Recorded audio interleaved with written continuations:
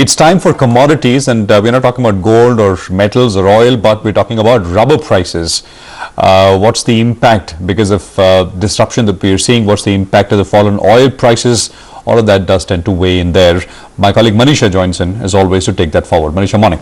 Morning, Prashant. Well, yes, we're trading at a 4-week highs in the international rubber prices there, and that is because we are looking at declining global supplies. You have Malaysia, Thailand and Indonesia, which are the three major producers of rubber, looking at a severe pest attack, and that's been keeping the rubber prices higher. Also, while of course China is the largest consumer of rubber and the prices were under pressure because of the concerns from there, but with the Chinese stimulus measures coming in now, we have seen some sentiment improve there as well. In the Indian markets also, we are holding around that 137, 138 rupees per kg here. The domestic demand seems to be improving. We also are looking at a shorter tapping period this time around because of the rising temperatures in Kerala. So those are some of the factors in the domestic markets which have been supportive as well. Rajiv Budraja is Director General of Automotive Tyre Manufacturers Association. He joins us on the phone line now to discuss that further.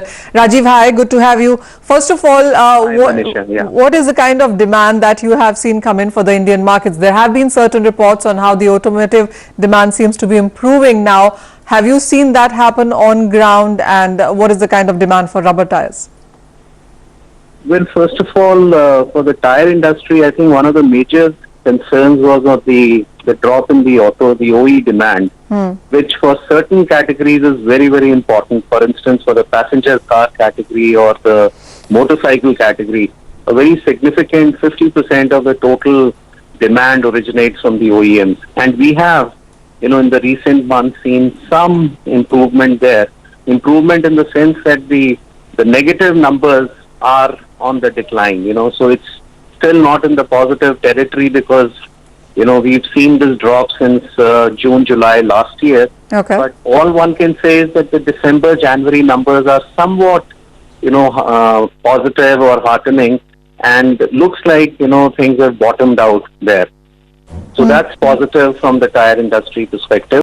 And I think going forward, once the complete switch over to this BS6 happens, sure, the inventory correction is taken care of and neutralized, then I think we are in for a better run. Rajiv, how does that coincide with the way the rubber prices are moving? Because as you said, the December and Jan demand has been good, so we are looking at better demand now. What is the kind of availability of rubber in the domestic markets, and how much of imports are you looking from global markets? On the domestic side, we continue to face challenges. One, because overall there has been a significant drop in the domestic supplies. It's been happening year over year, and this year is no exception. Okay. We start with a very high target, and eventually at the close of the year, we find that anywhere between 40 to 45% is the overall deficit. And this year has been no exception for reasons of the weather conditions that you mentioned. We started the rubber season, which was almost 1 month late than the usual, as it normally kicks in, and it is expected to close in a month earlier. So one can say that September, February, September, March kind of a peak production season is getting cramped by almost 2 months, a month each on both the sides, right, which obviously has its impact on the overall availability. So domestic side, the challenge continues to be there in terms of, the overall supply position. Now, internationally also, as you mentioned a while ago, it's the uncertainty that prevails in the Southeast Asia as a whole.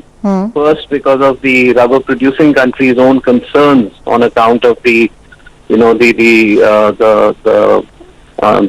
pest attack and coming under the attack there. That's right. And now because of the China situation. So both these factors are somewhat uncertain, unpredictable, unprecedented also, if I may say, in recent memory. So I think how they tend to play out going forward will actually determine, that how are we looking at the off-peak season, because the concern is going to be that immediately after this in India we are into the off-peak season. Production in any case is going to drop, and with the demand rising both from the OEM and the replacement market, So, I think so finding what's- out that balance will be a big challenge. Absolutely. So, Rajiv, one final quick question. So, what's your sense on the demand numbers going forward? I mean, as you said, we've bottomed out perhaps on that. So, there is revival on cards right now. What is the demand estimate, and what's your sense on the rubber prices going forward from here? The rubber prices, it's extremely difficult to hazard any guess, all because of the, the opaque situation that prevails in China, not just in terms of, their offtake, but also more from the side of their own domestic demand, how that pans out, going forward. Because we've seen mobility in China being severely impacted, across many provinces, including the main cities like Shanghai and Beijing.